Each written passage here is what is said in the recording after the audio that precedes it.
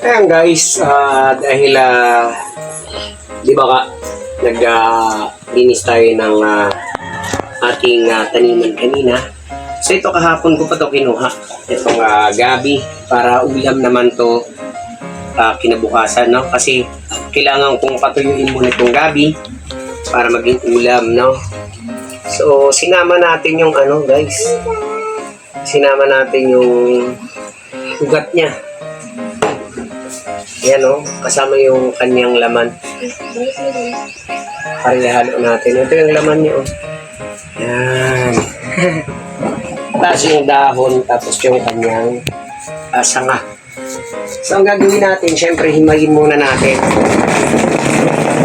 Kasi mamaya pa naman yung laba ko sa gabi. So himayin muna natin to. Andito kasama ko yung aking mga kidi-kidi. Kiss ko muna para anong kalalakas dito? Ako palalapit, ikaw na nga lang ang kikis. Ano ba yan? Ito, lagi itong naka-monitor talaga, no? Kung napapansin nyo, lagi siyang nandito. Lagi siyang present everyday, no? Kasi, alam niya na pagtapos nito, kakain na.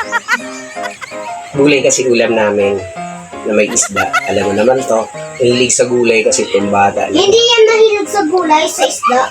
Ayan. Isda ba lagi gusto mo? Yung bata na yan, mahilig sa gulay at isda. So pag nakarinig siya na mayroong tsaka hindi na kailangan marinig. Talagang lagi siyang nakamonitor dito para alam niya kasi na mahilig ako sa gulay. Kaya yan, lagi yan mamamasyal. Pipila yan dito, kaya kahit di siya kabilang-bilang talaga lagi. Di ba? Ayan kakain na tayo, ha? Ayan. So, syempre, himayin ko muna ito para after na itong mahimay, pag pupunta ako ng palengke, syempre, bibilihan ko siya ng luya, sibuyas, tsaka ano pa ba? Yung mga pangrikado niya.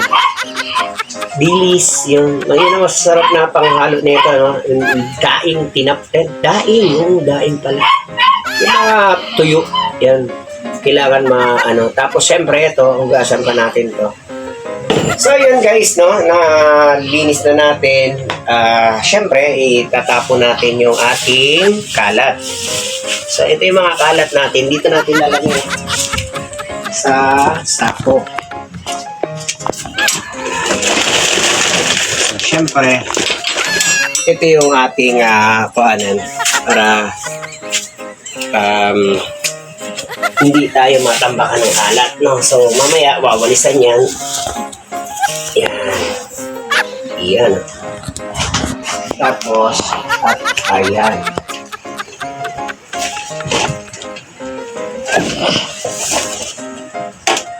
Ay, nako. Ayan na nga, no? Wawalisan na natin yung ating kinagkalatan. Kasi, syempre, yung pinagbunutan niya, may mga lupa-lupa, di ba? Hindi naman naiwasan yung lupa-lupa na yan. Ayan. So, after neto, guys,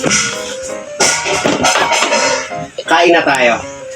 So, syempre, itong mga to, ilalagay muna natin siya dito. Ano to? Labahan pa, di ba? Ako. Labahan na. Ba't nandito? Ilagay sa labahan. Okay, yan. So guys, let's go tayo sa kain. Okay, kain na tayo guys. Yan.